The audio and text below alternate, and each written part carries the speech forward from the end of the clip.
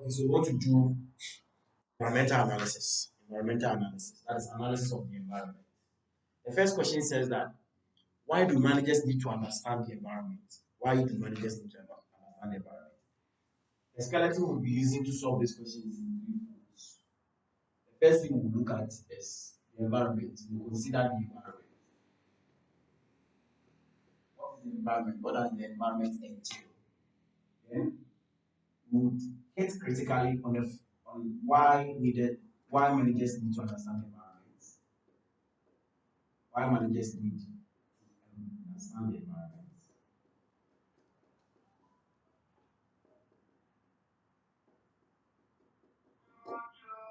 And then we'll conclude on forecasting. We'll conclude on three things we'll be doing in using, or sorry, in answering the first part of the question. The Niyama Miyetsa way the answer. That's the skeleton we use. First, we talk about the environment. Next, we talk about why managers need to understand the environment, and then we conclude on forecasting. Let us all do it. All right. So that's the first part. We talk about the environment from the AFI model. See that the analysis part, the first is that there is information to the environment. So the first part would have this. There is the environment. There are two types of environment. There is a micro environment. Sorry. There is the internal environment and the external environment. The internal environment is in three folds. RCS, resources, culture, structure. That is for the internal environment. And for the external environment, there are two. There is the micro environment and the macro environment. The micro environment and the macro environment. And at the micro environment, there is the CSC, customer.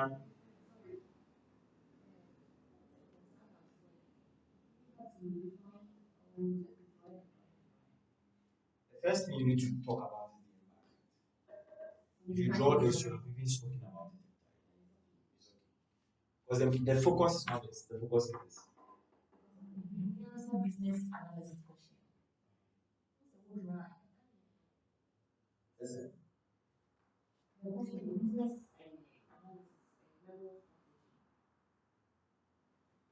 no, no, for that one, you cannot just business level strategy. That would draw framework in that. That's all. Definitely, you should write something before. Yes, before you can mix it. Oh, you can mix it. Means that it talks about.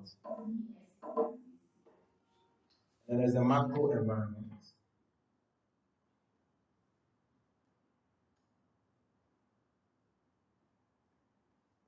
Political, economic, social, technological, legal,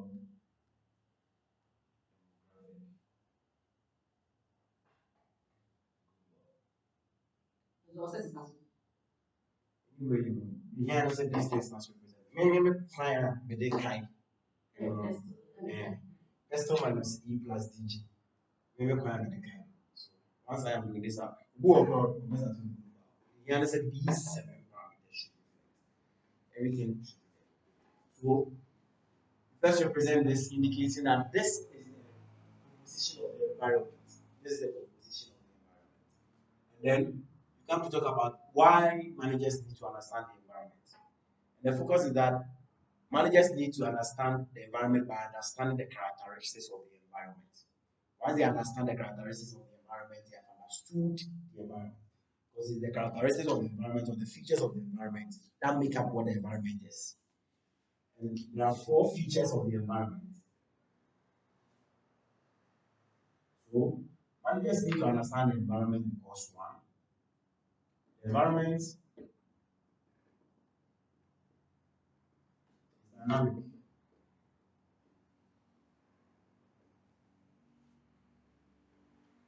Two, the environment is multifaceted.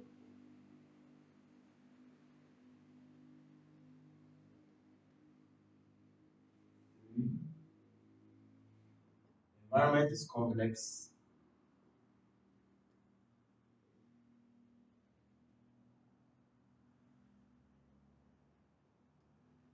And four, the environment impacts organizational behavior and performance. The environment impacts organizational behavior and performance.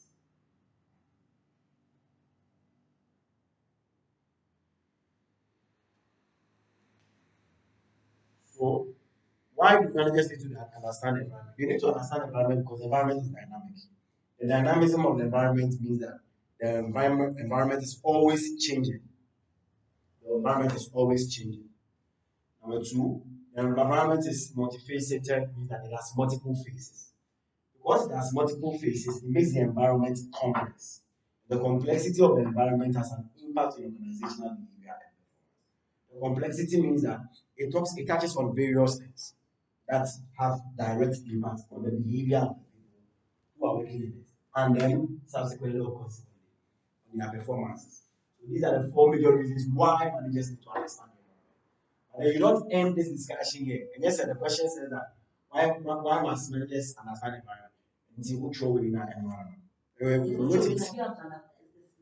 Yeah, not explain so much like this. Understand the basic English things. What is dynamism? This is something dynamic. It means that it's changing. It's not static. It could be this way, it could be this way. An example is this.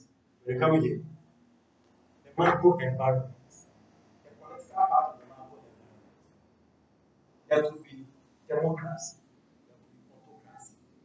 Today, Ghana is a democratic state. So when you are making an investment as a producer, as a manager, as a businessman, you will know that you are investing into a democratic environment. But then 5 years from today, I'm not saying that we'll be autocratic, but you don't know tomorrow. Tomorrow, the same environment you were waiting in 5 years ago is now autocratic. Coup d'etat is a military government. So that democracy, anyway, you see that it has changed. 10 years going forward, you see that we come back to democracy. So the environment is always changing. So the manager must understand the environment, know that this environment is always changing. So you should also gear himself towards it. That his policies, his decisions, everything, his plans or strategies should be dynamic too. So that if democracy is no longer in play in Ghana and your strategy does not fit into autocracy, what do you do?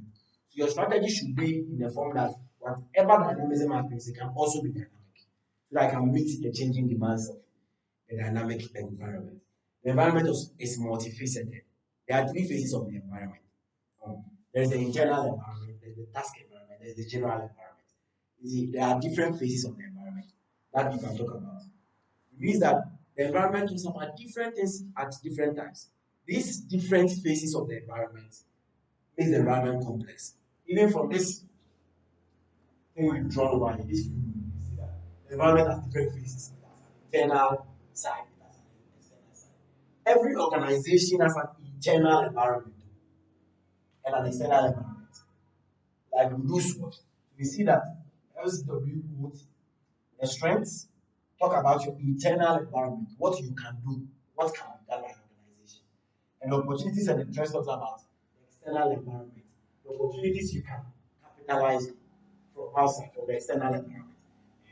So it has different phases. And even under the internal environment, there are three different phases. There's the resource phase, there's the culture phase, there's the structure phase. Even under the external, there's the micro, there's the macro. When it comes to micro, four phases, macro, seven phases. So it is multifaceted. It has different many phases. So it has made the environment complex. So you as a manager, you must understand the complexity of the environment. When we talk about the political environment, what does it mean? How does the political environment affect your business as a manager? You should know. How does a competitor influence your sales or profitability? Your own competitor. How does it influence your competitiveness? So that you gain either competitive advantage or competitive disadvantage. You should know. So there are different phases of the environment. How does culture affect your business? Culture. How does it affect your business? So you see that it is very complex. There are a lot of things to understand because it is multifaceted. So it is complex. The complexity has an impact on organizational behavior. What do I mean? Your understanding of the economic situation of Ghana determines how you do your things. Ebiana, excuse me to say, Nemama first and name we are okay. Economically, the country was stable, the economy was stable, things were well. You were giving allowances out of nothing to your workers to motivate them. But now there's economic instability and it's affecting your company. You think you can be giving these free lunches like that? So you see that it is affecting what you do in your organization, and subsequently, it will affect your performance. So what we say is that the complexity of the organization has an impact on the organizational behavior, which subsequently or consequently also has an impact on organizational performance. But then you don't end this discussion by here. Lecture quiz. You wrote a quiz, this quiz on Sunday. Saturday, all the questions in mind, he said it. Don't end the discussion here, end it with forecasting. You notice, I was saying, it ended with forecasting before we started the different analysis. How do you connect this part to this part? This part?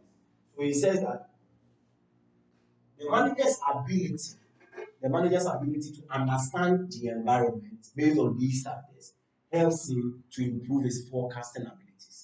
Forecasting is your ability to think about tomorrow today.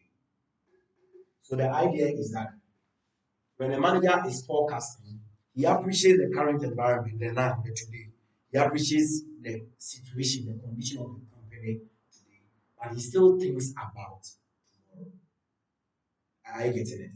So we are saying that once he's able to think about tomorrow, it helps him to gain some sort of sustainability. Because you know, based on what is happening today, what is likely to happen tomorrow. The book, there's a man called SAO. It wasn't one person who said that in 2019. He said that to gain forecasting ability, forecasting depends on something they call perceptual acuity. Perceptual acuity. No, see, the meaning of perceptual acuity, and they say to know what is coming when the fog clears. They said they will drive never be as slow at all. Now, windscreen in a mirror, like your ability to know that you snow free glass in the man, I deal with that ever. And so such I said, even though you are not there, your ability to know that this is what is going to happen tomorrow to my business. This is what is likely going to happen in Ghana, where the environment where I am working. Your forecasting ability. So forecasting ability is about appreciating the current state of the organization while thinking about tomorrow. There is a forecasting process. The idea is that once you're able to think about tomorrow, you are integrating, you are joining today and tomorrow. If you integrate today and tomorrow, it helps you to be very decisional. It gives you a direction.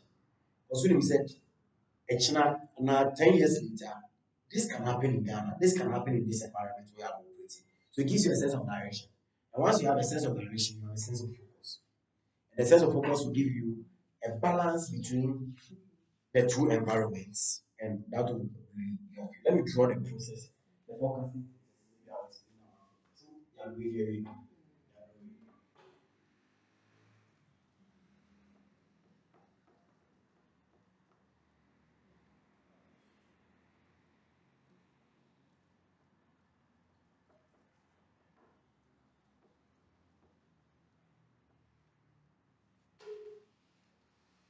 So the forecasting process.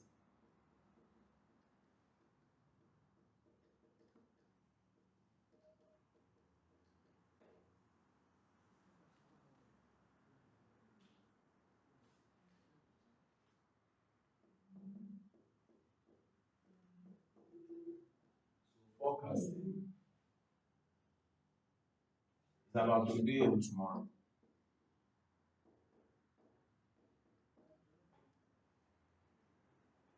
You integrate the two and it gives you a sense of direction. Sense of direction gives you a sense of focus.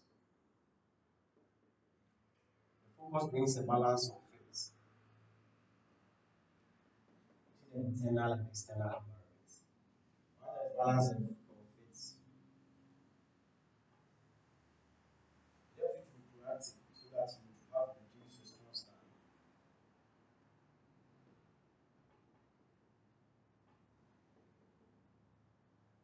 Reduced response time will give you competitive advantage because you have satisfied customers, you have achieved customer satisfaction. And finally, once you have competitive advantage, you get increased profits.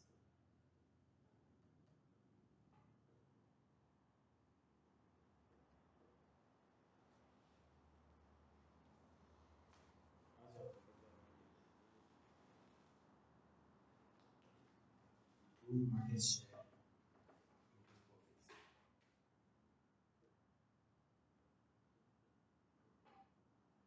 Market share. I also remember market share. What was it, guy? And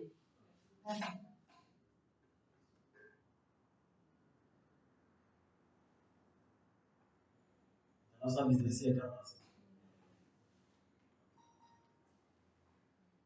Mention we look at that we are